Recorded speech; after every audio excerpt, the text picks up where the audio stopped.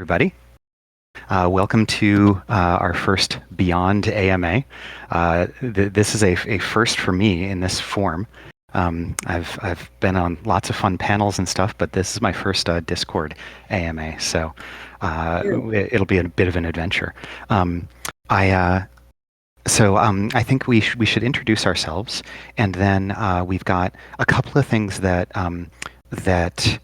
I want to ask some queued up questions from both our audience and from things that I know are really cool questions to ask about the Beyond. And then as soon as we can, we will get into questions that we've seen in the AMA questions channel. And we'll try to keep on top of the chat here too. But if you want a question, if you want to ask a question, you really should put it in the AMA questions. That's where we're seeing even more than the chat. Okay, so let's get going. I'll start off with introducing myself. So I'm Scott Price. I have been a game producer for educational games, mobile games, web games, and even some old downloadable games and CD-ROM games for about 18 years. I've only been on Cell to Singularity for a few months, but I've been playing it for quite some time, and I'm doing a lot of the. I'm coordinating the Beyond, and what that means, I'm acting as producer. What that means is really that I'm coordinating all the folks who are doing the real work, like Ryan and Lorri and a host of others. With that, and I'm going to speak today I can speak to our production and to a bit about the science fiction. I read a lot of singularity fiction and science fiction that's in this area. So there's some of that has informed our decisions and certainly has informed what we think is cool. So I'll turn it over. Ryan, do you want to introduce yourself? Yeah, sure. I'm Ryan. I've been one of the devs on Cells for a while, and yeah, right now I'm mainly doing a lot of the dev work for the Beyond Part 2. So yeah, most of the stuff you see in there, I've touched it in some way or another. Awesome, Lorri. Yeah, so I'm Lorri Hopping, and some of you may know that I did the pollination event and was in charge of writing and directing that, and also Extinction, which is one of my favorites, and The Deep Ocean was the most recent one I did. And now here I am on the Beyond as pretty much a writer, straightforward science writer. I was the founding editor of Super Science magazine. I've written, I don't know, about 50 books. I'm going to say 50 books about mostly science, narrative nonfiction. I have been a science writer for a couple of decades and love it. I love science. I love astronomy, especially. This is one of my favorite topics. And I've been on the Cells team about a year and a half, and I have been playing the heck out of this game. I'm not just a writer on the game. I am a fan and a player of the game. Awesome. And yeah, it's really exciting for me to be working with this team. I mean, Ryan's very humble there, but Ryan's been Ryan is also more than just the programmer. He's not sitting there waiting to be told what to do. He's really been a big creative force behind what should be in and how the Beyond should play. So with that, let's get in. I've tried to summarize some of the questions that I've seen and group them up for a couple of initial questions. Since this is about episodes 18 and 19, and really 19 since it's coming out fully today, I want us to focus on the Beyond, and especially on the recent episodes. So we're not going to be hitting on the Mesozoic or the main simulation or some of the other new features today. We really want to focus on the Beyond and some of the new stuff. That said, I think all of the Beyond is fair game. So Ryan and Lorri, as we went into episodes 18 and 19 kind of form a story arc. Can you tell about what are the key points of that story arc, and what is Semblance trying to do? Yeah, so this is a really big leap we've just made. As players of the game, I'm not sure how many of you actually are playing it and what stage you're at, but 1 through 17 was all about the solar system and exploring what's right in our neighborhood, what's right around us. And then we got to Alpha Centauri, and that was just like just beyond the solar system. So now the big leap we're making is what else is out there, and we're gonna look at some stars and figure out how, what happens to them when they're young, what happens to them when they're old. And someone's is sitting there thinking, I need to run this simulation because she knows that Earth is kind of doomed. We all learned that in the extinction game. Whoever played the mass extinction game, she knows that Earth is kind of doomed. And she's sort of looking around and saying, wow, where do I go next? What happens next? Is there something else out there? So that kind of sets the stage for this big exploration that goes way into the Milky Way. We're going to try and figure out where to go next. But right now we're focusing on stars. We're focusing on main sequence stars, which are the stable young stars. That's episode 18, if you played that. And then episode 19, we make a big leap and talk about old stars, stars that are just about to die. Awesome. Ryan, could you tell about how we selected the stars that made it in as generators? Like who gets to be a generator? Yeah. There's like definitely a few like kind of criteria that I did to select what stars. Mainly, a big thing we wanted to do is try to make it so they were kind of stars that have proper names. So that was one of the criteria. Yeah. I mean, if you did a lot when you start researching stars, you find out that a lot of them are just a bunch of letters, and that's not very fun. So one of the big criteria was definitely we try to pick stars that had proper names. Another thing, Celebrity another stars, right? They're huh? celebrity stars. Celebrity stars, exactly. There you go. Another little problem we had is that we also wanted to pick stars that are kind of closer to us, because we also had a garden that we want to kind of zoom out on. So we can't have stars like on the other side of the Milky Way or whatever. Um, so that was like another interesting little challenge. And as you'll find out as you play farther into 19, that these bigger stars are actually rarer. So that was a little interesting, fun little challenge finding stars that were kind of close. Mhm. Um, The other and big that, thing was, yeah, Ryan, you did a great job picking a variety of stars, right? I mean, part of the idea was to show stellar evolution, which is stars in different stages of development. And so we have a really great variety. And one of the big factors in that was choosing, at least in every episode, something that's a solar analog, that's kind of harking back to our system and our star, but then showing a variety of different kinds of stars. yeah.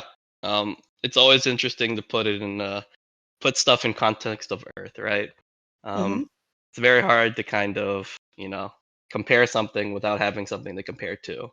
So yeah, definitely Yeah. have that. Yeah, and I really like there was a neat moment for me when we realized that we were trying to figure out, as we're going further and further out, we can't really use the linear the line that we had in 1 through 17. It doesn't really make sense anymore. Someone noted in chat that Laura Astronomer guy noted that Sirius or Rigel is like 860 light years away. So our line wasn't going to work anymore, and we broke out of that. Ryan, could you tell us about the background and how that came into the game? Yeah.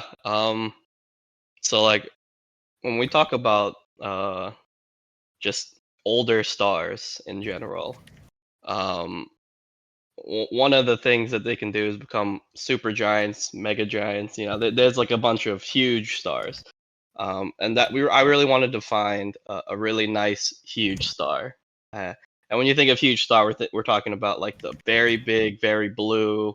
Um, yeah, that's another thing that I think factored in. We really wanted a whole spectrum of color. If you played 18, you learned that there's just a whole wide array of colors that a star can be. So for Rigel specifically, yeah, I really wanted a big star.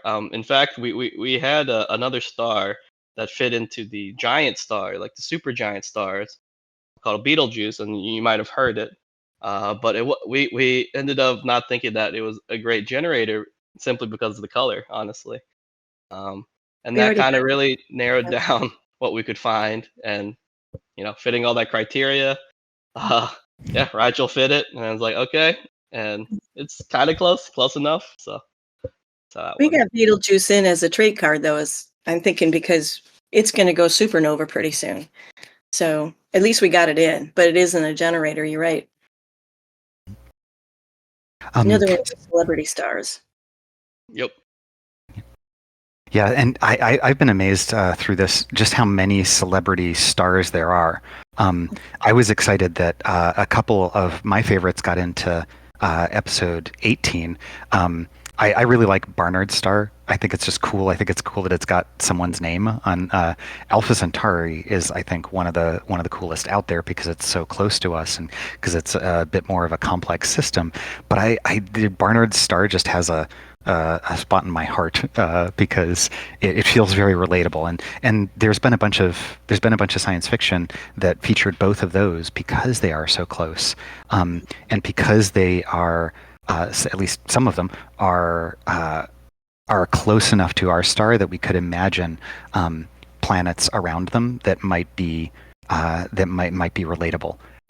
We don't know yet for sure, but it was just exciting to get to learn more about those nearby stars. It's really fun because the Barnard star, they did actually in the 1970s do a whole tech study on how to get there within a human lifetime and came up with this sort of nuclear blast powered design for this vehicle that in 4 years could get up to top speed and then just cruise and then get there within 50 years. And that just kind of blew me away. That's Barnard star. I mean, so we could technically get there with an unmanned, an uncrewed vehicle within a human lifetime, which is kind of exciting. So there was. Are you thinking of the Orion project? Yeah, the Orion project. Oh my gosh! So like I'm a little bit of a fanboy about the Orion project because on the very first computer that I had, there was my very first space game on the computer was a simulation of the Orion spacecraft, and I won't mention exactly which computer it was on because that will really date me. But you could actually go around a 3D model of the universe, or as we knew it then. A lot of it was random, and it would travel and it would show you at what percent of the speed of light you were going. But the Orion spacecraft was crazy. Like it actually, in order to propel, it would spit atomic bombs out the back, and then those bombs would blow up and push the whole ship forward. Push the ship forward, yeah. And there's a great book on that topic. But the Daedalus project is the one that in the 1970s from Great Britain, where they it essentially was the same idea. It was a much smaller ship, though, and the idea was just to get there. And in the 1970s tech, that's what 50 years ago. Almost 60 years ago, if you can imagine the tech we have now, we could really get there at this point. I think, and it's just a question of wanting to, a will and a way, right? Mm-hmm. Yeah. Yep. And I guess for the record, I had to pull up this fact. Barnard star is about 6 light years away from Earth. So getting there in one human lifetime, 6 light years, not very far away. It's astounding. Yep. While we're talking about those neighbors, there are a couple of questions that have been about that part of the Beyond. There's one question that we've seen a lot in Discord about why are there 2 Alpha Centauris, and that's been part of our production process. So we actually had one Alpha Centauri in the garden for episodes 1 through 17, and so that's the one that was originally there, and then as we went to do the Beyond part 2, as we went to go beyond beyond that, we had to find a way to expand the existing garden, and we'd sort of set up the scale and some of the way that the garden was set up to work for 1 through 17. But as we were going to go orders of magnitude further out and zoom out and start to include things like Rigel that are so much further away, we had to redo some of that. And so we put in the new Alpha Centauri, but haven't yet taken out the old one. So we're working on that. It's coming. But that's why there are 2 instances of Alpha Centauri.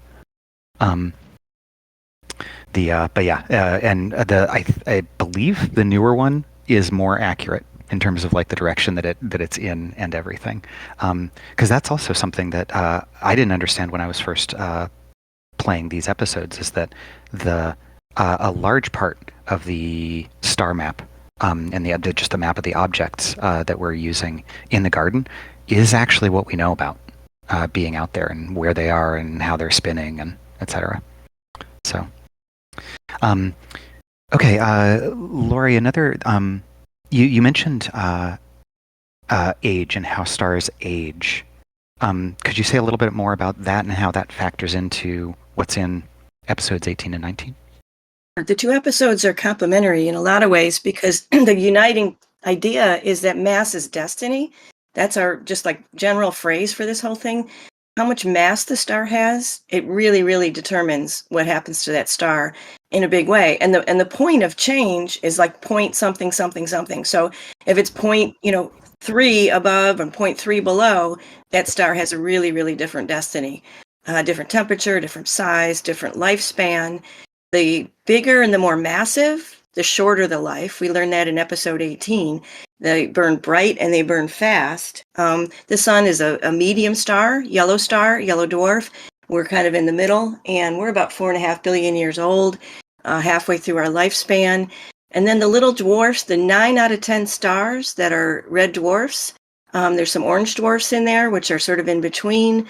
Those stars are the ones that they don't have enough energy and mass to fuse helium. And so once they get rid of their hydrogen and fuse all that into helium, pretty much they're entering the end of their life. And so what happens in 19 is those are the stars when they're starting to shed all of their energy from their insides, and they're just blowing up. The hydrostatic equilibrium changes, and they start to go into giants. So dwarfs into giants, supergiants, hypergiants. That's what's happening to a lot of these older stars. One of the things that cracked me up about this is, if you think about human evolution, human aging in our adolescence, that's when we sort of go through all of our big changes, right? Our childhood and adolescence, humans, change and grow, and everything becomes different. And then we sort of, when we get into adulthood, sort of stabilize. Stars are the opposite. Stars do exactly the opposite. They spend 90% of their time on the main sequence, pretty stable. Might be some solar flares here and there. There might be some encounters with other stars, depending on if they're binary. And then when they get into old age is when they start really, really kicking into this volatile, super big changes. Expanding, contracting, temperature changes. Some of them go from red to blue, red to blue, red to blue, and then they kind of, peter out after that. And then basically they get to the end of their lives, and that's where episode 19 takes us, is right before the final chapter in a star's life. And again, mass is destiny. Depends on the mass. And on that note, about just before that final chapter, there's a neat little detail in the stellar nursery. So that the spot where you go and you get stars and you open them up and get trait cards. Each of the new advanced stars are the late stage versions of the young stars that we had in the stellar nursery from 1 through 17. So it's just a neat little detail that now instead of clicking to add mass and eventually make a star, you are progressing. You're pushing those existing stars, the white dwarf, the yellow, forward through that transition to their late life versions, their late stage versions. I just love that detail. There are a bunch of questions that are coming in about are we going to feature are we going to put in hypergiants and supergiants? And we'll have to see. It right now, we've episodes 18 and 19 have been covering stars, and we've gotten a bunch of the different. We've kind of covered most of that the Hertzsprung-Russell diagram, but it also seems like just in world, it kind of seems like Semblance is okay with that and feels like and is saying, okay, well, we've seen the span. That said, because there are also a number of questions about are we going to add things back into the solar system? So far the Beyond has been going further and further out and exploring new kinds of things. And there's so many things to feature that generally I suspect we'll be doing generally like mostly one of each kind of thing that we really want to highlight. And that's, again, in the world, that's so that Semblance understands how to model all this stuff. But once you can model it, then some of that stuff is probably going to come back, and we're going to see more instances of some of these things later on, either as trait cards or missions and things like that. Yeah, you bring that up, trait cards and missions. I want to say there is, and if anybody found it, maybe you could spoil it for everybody, but there is a red hypergiant in there. And you got to find it. You got to dig a little bit, and you got to play the whole episode, and you have to read the tooltips. I just want to make a plug for reading the tooltips. We actually do mention a red hypergiant. It's not a generator, it's not a trait card, but we are sort of exploring the constellations and you have your rare cards and your epic cards, and those kinds of things are covering some other topics in astronomy that are tangential. It's all related. Everything in the universe is united and is part of a big grand physics and math experiment, isn't it? A big simulation. So look for that red hypergiant. It's in there. Nice. We've got a special mission just for people who are here on the AMA. You won't get any you won't get lodgets for it. You won't get dark matter, but it's there as a mission for you. It is a little Easter egg. So yeah, a bunch of questions about going things back in the solar system. I don't think that we're planning on adding much back into the solar system, because Semblance is focused on learning more and modeling more new stuff. But we'll have to see. Ryan, do you have anything about like what makes it into the garden? I know there's like the generators, of course, but like what else have we put in the garden or wanted to put in the garden? I mean, at least for chapter 18 and 19, I can say that it's pretty cut and dry what we put in, like I just explained with the criterions. But later on, I believe it's gonna start to get wild, without spoiling too much on what that means. But yeah. I love that you put the North Stars in there. That's a mission, and that so that allowed us to put a couple extra stars in the garden that we wouldn't have normally had. Yeah, Ryan, could you talk about the North Stars mission, because that's kind of an unusual one too. Mm-hmm. Yeah, that one was kind of interesting, I think. Originally, I wanted to put the North Star. So the North Star right now is Polaris. Obviously, I wanted to put that in because it has the whole star itself has like a very big human cultural part. I can say that, when I was, I guess, growing up, I was like, Cub Scout or whatever. So that's kind of like a outdoorsy kind of thing. And, they always say, look to the North Star if you're always lost. So, I mean, for me, it had like a pretty big cultural significance, and it's just a bunch of history where people use that star. So that's kind of where Polaris. So when I was specking out chapter 19, I thought, since Polaris is one of those stars that is really, so it's obviously because it's really bright. There's only one or two things it could be. It could be really close to Earth, or it could be a giant, and it's the latter. So Polaris is a giant. And while we were doing research, I think when Lorri did the research for Polaris, she brought up that fact that I wasn't entirely aware of, that it's going to change. And now I think about it, yeah, of course it's going to change. The Earth wobbles and tilts, and that's kind of where the mission came from. And you getting the other stars that are going to be in line. There's a whole parade of them. There's a whole bunch of stars that are going to be North Stars. Every 26,000 years, I think it is, it rotates. So Polaris is our North Star now. It'll be our North Star in 26,000 years. But in the meantime, a whole bunch of other stars are going to take that pole position. And we're going to have a South Star at some point. Yeah, so it was kind of like Bob Ross. Honestly, it was a happy accident, if you will. Because again, we wanted Polaris. That was definitely again for sure. But then, as we did more research into it, we Lorri brought out again, like you said, that there's going to be a lot of different stars, and that led to, I think we have two of them in the garden that are mentioned in the tooltip, and you'll notice that in the garden it's actually quite interesting because they're not all the same distance.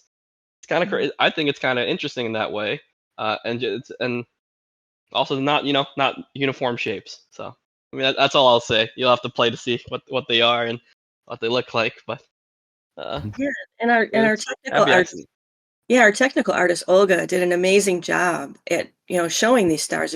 They're beautiful, they move. You can see the flares, and trying to make them all distinct was a challenge, right, Ryan? That was you've got your basic blue star, your basic red star, your basic yellow star, and she gave them all kind of a personality. That was definitely something we took a bit of creative license with. Some of the stars might not actually be the exact, all the exact color. But we really wanted to, at least for the few that we're showing, show that they're a bit different, right? The color of blue from Sirius to Rigel, for example, might not actually be that different than what we depict. But that's a little bit of creative license we took to kind of just make it so it's easier to distinguish, without fudging the facts a bit too much. And I will say something that has been kind of a guiding principle on the research and planning for this stuff is that we are going to be creative. There's so much that we don't know about this stuff that we've got to fill in some gaps. And there's some things that we want to do for good gameplay and to make it cool and pretty in the garden. So we're going to fill in gaps, but at every point we're really being careful, or trying to be careful, not to contradict anything that we do know. So we're exercising that creative license like crazy between as much as we can, but we're sticking within the bounds of what we know about things, and have had lots of cool conversations about, okay, well, so the system, do we actually with Alpha Centauri. Like when people talk about Alpha Centauri, they're often referring to either one of the stars of the system or the binary pair that's close. But then there's Proxima Centauri, which is totally a part of that solar system, but is so far out that it's not. It's technically part of the Alpha Centauri system, but it's not.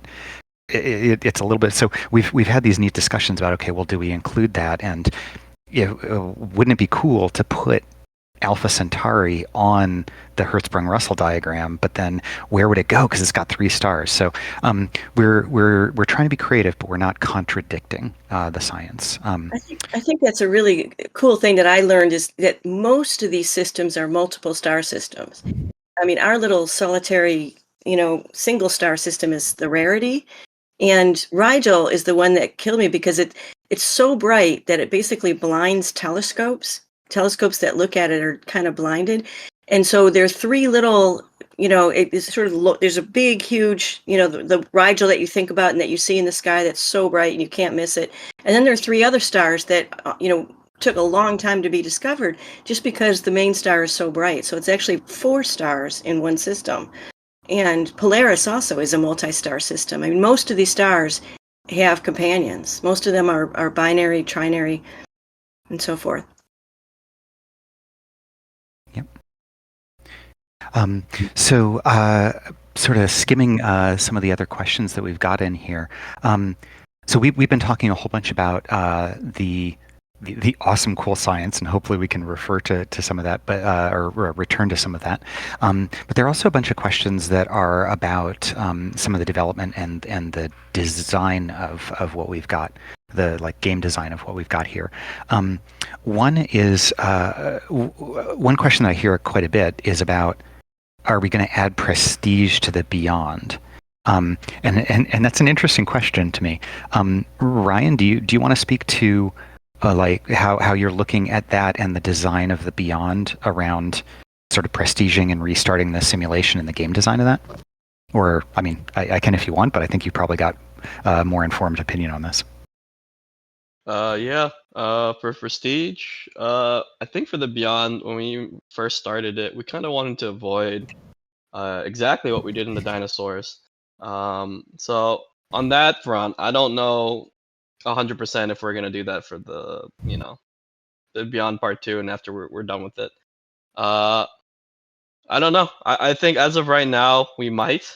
It's not entirely confirmed, but we're exploring different ways that we can kind of do this kind of prestiging thing without having it become too monotonous, if that's even a thing.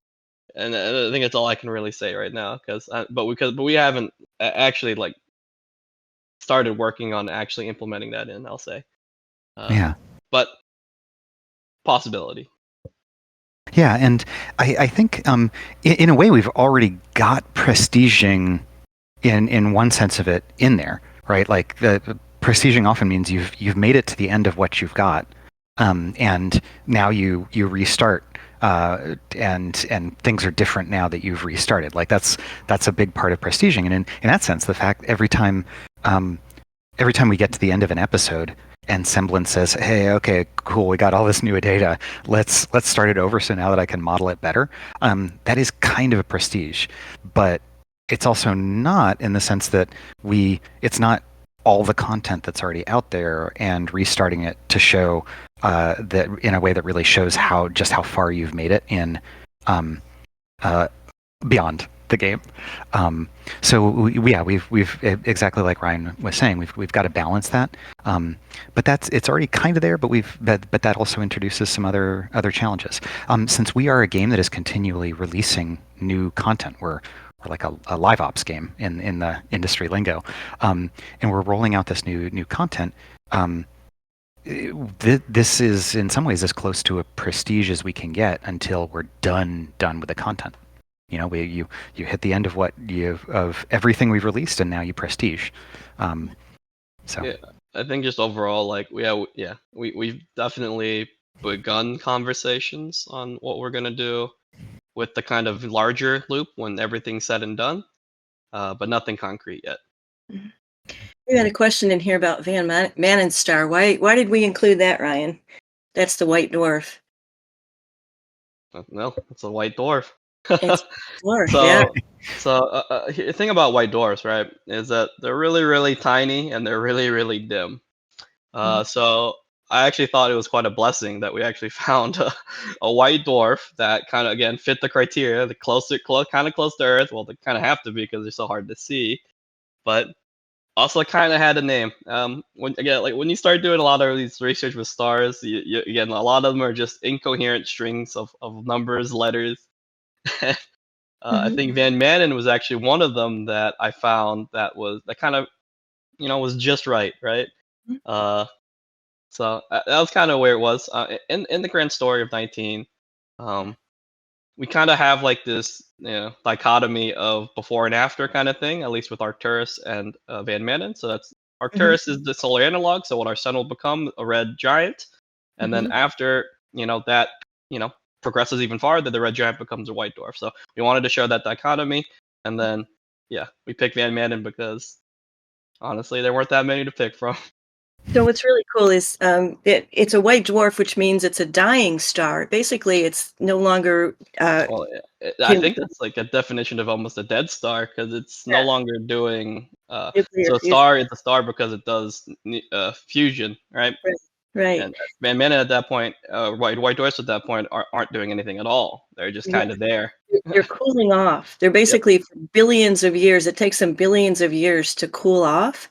And these are, again, they start as the lower mass or medium mass stars, so they don't have a lot of mass to begin with. And they take so long to cool off that their lives are as almost as old as the universe. And what killed me is the idea of a black dwarf. Remember the idea of a black dwarf?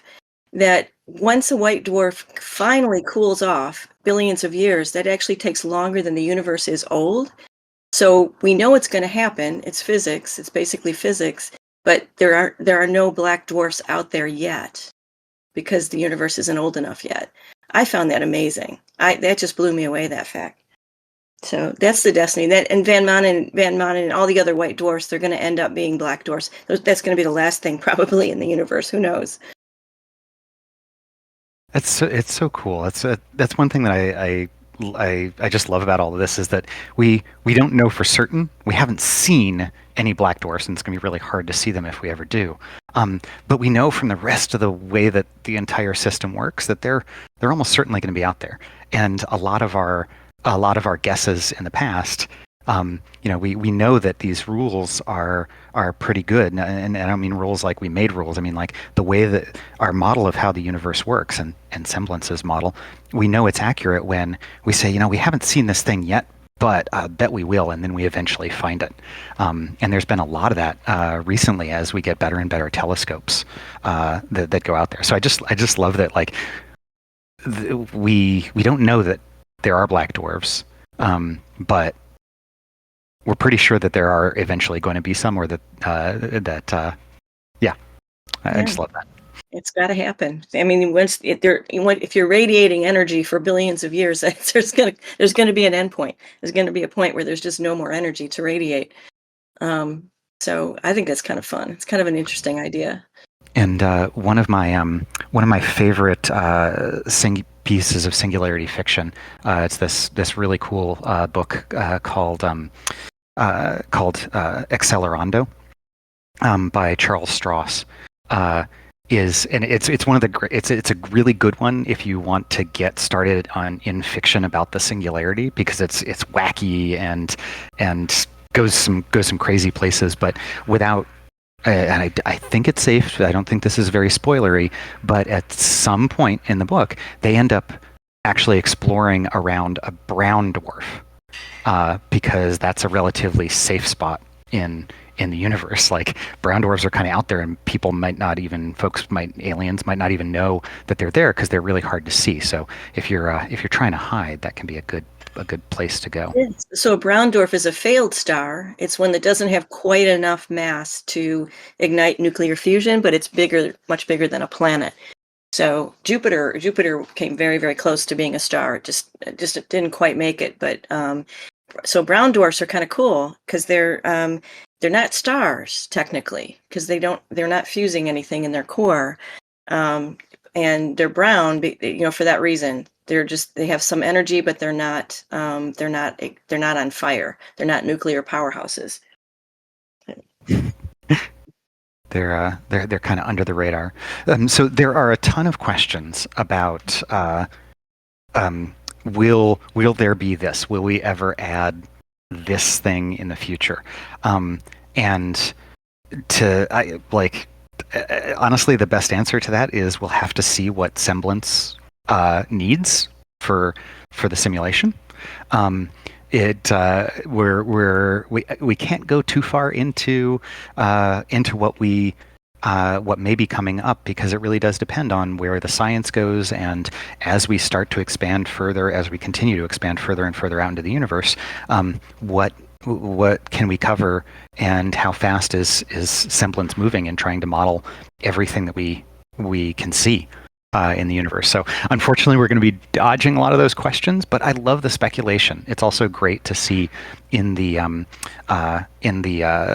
our channels in the Discord what y'all think should be in there, and these questions about, well, what about this? This is really cool.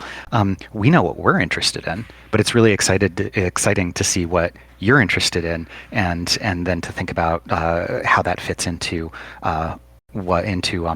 Semblance's objectives. Yeah, absolutely. Keep those coming. I love those, especially some of the ideas around, where are we going to go with this? I mean, the universe is so enormous, and there's so many different possible directions, so many different things. I kind of, when I'm designing some of these, the narrative and, it's deciding what to put in the traits and the achievements, I actually have in the back of my mind, always fan favorite.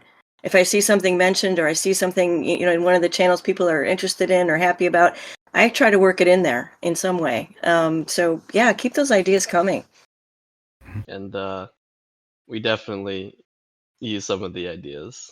I'll say definitely for one of the North Stars, I didn't know some facts about its appearance until I read it in the feedback channels. So definitely helpful. That's one from a production standpoint. Since I've been working on a lot of games around education over time, there can be a challenge in game development where you've got to be careful about what ideas you take from the community, because especially if you're doing something that's entirely creative and you just if you're doing a fictional game and you just incorporated somebody's fan fiction, then you've sort of made that part of something that you own, and did you steal their idea and all that. But something I love about working on this game is all this stuff is science. We're just talking about what's out there in the universe. So we're a little bit more free to find these cool ideas and then run with them, because it's the universe. It's not something that we're stealing somebody's copyright. So let's see. So there was a really great question.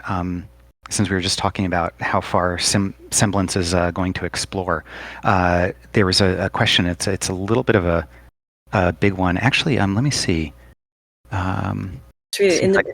This is in the main sim. Semblance explores the evolution of humanity, superhumans, androids, etc., to the point of colonizing Mars. In the extinction exploration, Semblance asks if any humans will be strong, wise enough to find a way to make it past the solar supernova. And in the Beyond, Semblance is looking for potential places where humanity can find a new home. All of that's true. All of that's exactly the big meta story, meta narrative of this entire game. Is there an effort to bring all these together? Will Semblance run a simulation about colonizing other planets? Will Semblance explore FTL, faster than light travel, wormholes? Extinction event mentions a space-time loophole, which is rather cheating. Kind of what that is. Cryogenic stasis, humans can reach outside. So this is a great question. And Scott, I'm gonna throw that back to you, because this is sort of getting into the realm of your science fiction bent. Yeah. Cool. So again, I'm reluctant to say exactly where I think Semblance is going, and where the game is going to go, because there's still a lot that's open, and I would hate to shut down questions like this because some of these things are things we discussed and some we hadn't. But I think that it is definitely something that is deep within the Beyond as a feature and as a simulation, is that Semblance starts it off with that question about is life as we know it on Earth going to be extinguished, or could it expand and burn brighter elsewhere? And I think and so that is at the heart, like you said, Lorri. The so far, Semblance's simulation has been just about understanding the way that the universe works, so that she could see the possibility for. So let's understand the solar system, so that we know what life is and what its lifespan is going to look like. And then, okay, well, now let's start looking at other solar systems to see the different ways that they might evolve. And I think there are two purposes for that. One is to consider, here's where we might go. And then you have to ask the question that's in this question of, well, given the distances that it would take that we'd have to travel and how fast we think we can travel, we haven't discovered faster than light travel. We don't know of a way to do that yet. Although there's some really cool ideas that look a lot like Star Trek's warp drive that look I think it's Alcubierre. The Alcubierre drive is something to look at, and I'm sorry if I'm mangling the pronunciation. It's a French name, and my French is not good. But if so, there are things like that might get us there eventually. But we also then have to look at, well, if it does take a long time for us to get there, maybe it's not us or us as we know now. It might be post-humans, and there's a lot of really cool fiction out there. That especially lately, and especially since the Expanse hit television, that is deeply grounded in our current science, but is projecting just a little bit to say, well, what if a few things are different? What if we find a few things that we think might be possible, but we haven't seen them yet? And that's definitely ripe for exploration. So I don't know, and I don't think I'd want to say, even if I knew for certain, whether we'll have FTL travel in the game. But certainly the further out we go, the more we're going to have to explore these alternatives and things that we think are possible, but that we just haven't seen yet. And yeah, we do have to think about what would it look like for humans to go there. We'd have to be a lot more and a lot and very different from what we are now. So the main simulation is just touching the edge of that, and I would imagine, although we're focused on the Beyond for a good while, that's something that we're going to have to come back to, and maybe by the time we hit whatever the end of the Beyond is, that might be a good time to come back and see, okay, well, so now what would it take for humans to get there? I think the larger question here is also really good. That are we going to bring all this together? I think we kind of have. I think every time I've been designing one of these games, I mean, even the Deep Ocean event, and I was thinking about extremophiles. I was thinking about life, SETI and life on other planets, and what can they survive? What's the most extreme version of what they can survive? I mean, that's all part of the same question, isn't it? It's all part of that same question. And I think with the semblance simulations, what's really fun about that, and what's really great about this meta-narrative, this sort of general big idea of this entire game, is it's endless. Evolution never ends, and semblance's questions never end. We can take it in any direction that we want to, whatever she's curious about. And these little limited time events have been doing that, I think, in a really interesting way. Each one asks a different kind of question, but generally speaking, that is the core of the game. That is the core of the narrative, is asking those kinds of questions. And it's endless. It's absolutely endless.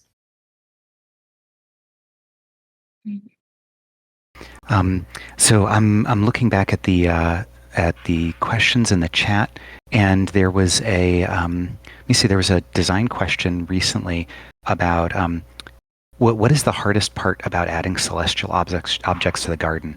The design, the research, the actual coding, and I think we could break that into like technically putting something into the garden versus making it look right.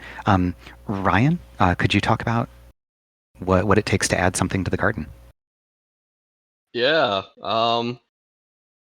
I think one of the hardest things about putting stuff in the garden is really just like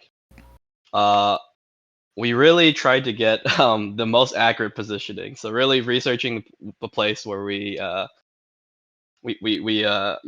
find, researching where it actually is in the sky. So there's actually some crazy math that had to go on behind the scenes. For example, if we wanted to do, let's go back to something like Rigel, right? First of all, we have to research where it is.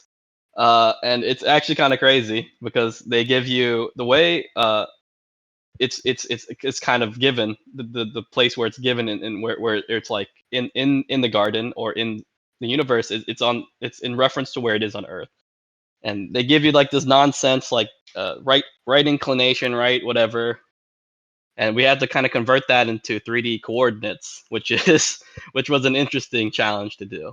That's step one. So essentially, we pretty much have all the data from all these astronomers where the star is or whatever we're looking at in the sky, where it is in respect to where it was seen on Earth. So that's already one level of calculation we need to do just to put it into the garden in a kind of accurate way. The second layer is that the Earth's tilted. So whatever angle we see it on Earth, it's actually kind of tilted in the garden because we actually have the sun being kind of the flat. So that's the so-called ecliptic plane. The sun is kind of the flat plane. So in addition to the calculations we do to kind of figure out where we put it in the garden, we then have to do another calculation to figure out what to untilt it from the way we're looking at it on Earth. So there's another fun calculation that we have to do. So I'll say that after we solve those problems, it's no longer hard to put stars or whatever into our garden. But the challenge to get there was definitely kind of difficult, is what I'll say. And yeah, It took months, right? I mean, we have to give a shout out to John O'Mara, right? So John O'Mara, so another dev, he's the one that did the first calculation part where he kind of translated these observations in the night sky into 3D coordinates in our garden. He did that calculation, and then funnily enough, when we started putting them in after that, those calculations, he did that calculation. We were like, this doesn't actually kind of look right. This doesn't look right. This is kind of off. This is kind of off. This is kind of off. And it was after that we made we made the realization. Oh, wait a minute. The Earth's tilted, so everything is already off. If the sun is supposed to be the flat part, if we're focusing on the sun, so I had to go in there and do the second layer of translation. Yeah, don't forget seasons, Ryan. You can't. We don't even bother doing that, for the record. That's too much. But that was a little fun challenge. I think it sounds like I'm complaining, but it was actually a kind of a fun little math problem to solve. So, and I'll just say, without again spoiling too much, moving forward, there's going to be another layer of calculation we have to do. So, yeah, it's. I mean, I spoke briefly about the challenge of just going past all of the going outside of the assumptions that we could use for a model of the solar system to start to be like a model of our region. And yeah, like it'll be interesting to see how far out we can go. So yep. I mean, again, I'll just try to say we try to get the garden as accurate as possible, but some of the math involved with all this stuff, like doing the orbit math, is very difficult. And I'll just say we do take some liberties and do some approximation here and there just to make it easier on us. Yeah, the other thing is the really huge numbers. Just like getting, we started with big numbers because episodes, 1 to 17, are incremental. We're going just like beyond these enormous numbers. I'm just wondering if there's a cap. Is there like a biggest number we could possibly get for something or having a currency? Yep, there definitely is, and this is just a programming thing. I mean, if the number is actually 10 to the 300 something for the stuff we're using. We could actually go higher than 300 something, but after that, it'll break. It'll break. But I think from what we have planned, we're going to 300 something maybe. No, not exactly 300 something, but we're gonna go up really high. We're gonna go really high, and those have names. All those levels have names, right? It's just like the names just keep getting longer and longer for these numbers. Yep. Yeah. we'll have to keep extending it, but there are actually, if you're in the game and you have the trillions, billions, that kind of scheme set up, we will have to add them pass. I think the highest we actually have it programmed in to say, if you're on that mode that does billions, trillions, and etc., is a Google, which is 10 to the 100, and that's kind of funny because I think we only programmed it up that far because we didn't think we'd go past that. But now in the Beyond, we're getting really close. So literally astronomical numbers. I mean, I got to say, I'm learning a lot that way because I didn't even know those numbers had names. So great job on that. we're already just like way off the chart. So yeah, I mean the names that past 100, I'll say they start becoming just kind of nonsense, and they just keep adding a suffix to it just to make it longer. So we'll see. We'll have to see. But we do have the numbers, and yeah, that is the limit. But actually, we can actually go past 300. But that's kind of like our new kind of limit. Our new to the 100, 10 to the 100, our new Google.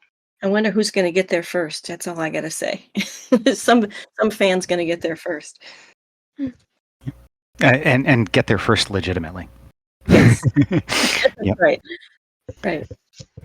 So the so let's see. I'm skimming for further questions.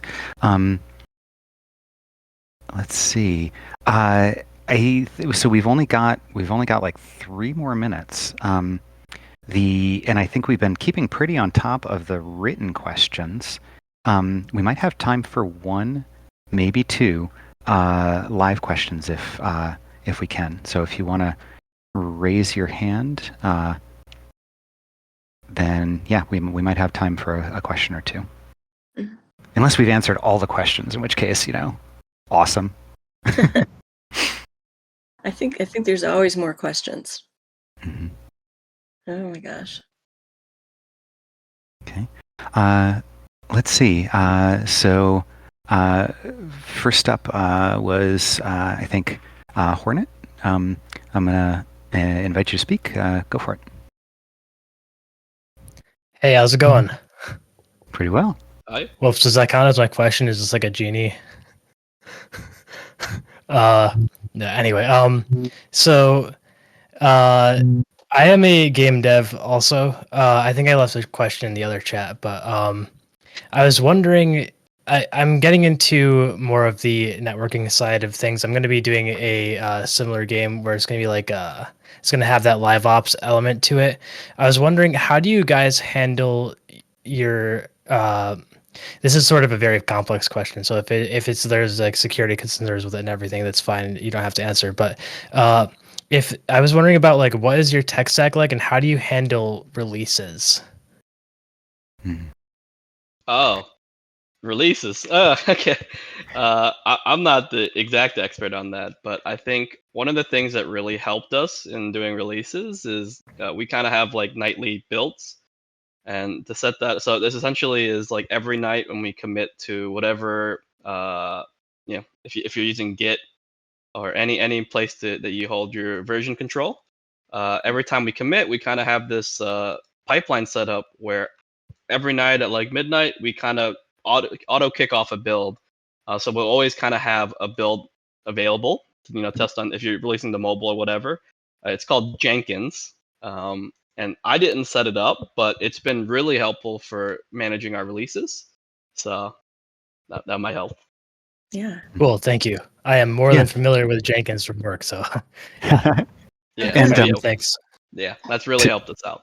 And to quickly hit the question about releases, because a bunch of questions came up about like delays in mobile and stuff. We generally not only do we release things to the closed beta community like as soon as they're ready, because we want to get feedback and fix and finish them, but then we also usually deploy to either a small percent of users, and that we don't get to determine who that is. That's up to the app stores. But sometimes we'll release to either to Steam or to Android before some of the other platforms, so that we can see how it does, because that's our last chance to make sure that there aren't any bugs before it goes out to everybody. And so we'll usually sort of release to a small percent and increase that over time. And once or twice, not on Cells, but on another game that I worked on, we had to halt that because we found something that we couldn't create in-house, but that we saw once it was out with real users. EFAD. I hope I got the name right. Do you have a question too? Yeah, kind of along the same idea of development and release questions. I know I've talked to Sir H about this in the past, but I was wondering, any notable updates on maybe a Linux native build, so I can tell Proton to kindly go kick the bucket? Yeah, unfortunately, not only are we close to time, but also that is beyond what we're talking about today. And so I don't mean to dodge that question. It's just outside of the scope of what we're talking about. I wonder if I could get one more in. Laura, astronomer guy, who has made some really great comments. Is that all right if I invite? Sure. And this will be the last one. We're at 12:02, and some of our team is very good about keeping a schedule. So this will be the last one, and then we'll wrap it up. Hello, everybody. It's the Lorri astronomer guy, and Hello. I had a question about rank 19. What were the closest stars, like stars that were kind of close to making it as generators, but they were unfortunately did not make the cut? I've been so curious about this question since we got a bunch of really cool stars, and I'm always curious about what stars did not make the cut outside of Betelgeuse. Outside of Betelgeuse, that's a great question. What were stars that you were missing? Were there stars that you wanted to see that we didn't do? I have thought of, and this is probably a weird one, but I honestly thought of stars like VY Canis Majoris making it into the diagram since it's really huge and it's red. Yeah, so the red hyper. So definitely those, but I think you just said it. VY, what is that? That's the red hypergiant, right? And that's Yep. I'm gonna just say now that it's in there. It's in there somewhere. It's not a generator, but it does get a mention. Ooh. Yeah. So there are a lot of stars. I mean, there's a lot to pick from, but unfortunately, that was definitely one that was on the radar early, just because very interesting, very big, very cool. But it didn't quite make the cut because we didn't really have a nice name for it yet. So it kind of lost out to things like Rigel, Betelgeuse, because those are nice names. Well, I greatly appreciate you guys having me on this, and I definitely had fun making my comments. Thank you. Thank you. I love it. Yeah, I love it when you chime in. Thank you. Thank you, everybody. Mm-hmm. Okay, are we ready to wrap up then, Scott? Oh, shucks, I was muted. Yep. So yeah, that's a great note to go out on. I'm sorry to the couple of folks, Abby Seriously Bruh, who are waiting with questions. Maybe ask them in one of the channels on Discord because we're out of time. So thank you so much. I hope we get to do this again for one of our future episodes. Certainly, there is exciting enough stuff coming up that I think it would merit them. But we've got to say farewell for now. Okay. See you, Goodbye, everybody. everyone. Thanks for coming. Thank you for everyone. Thanks for coming.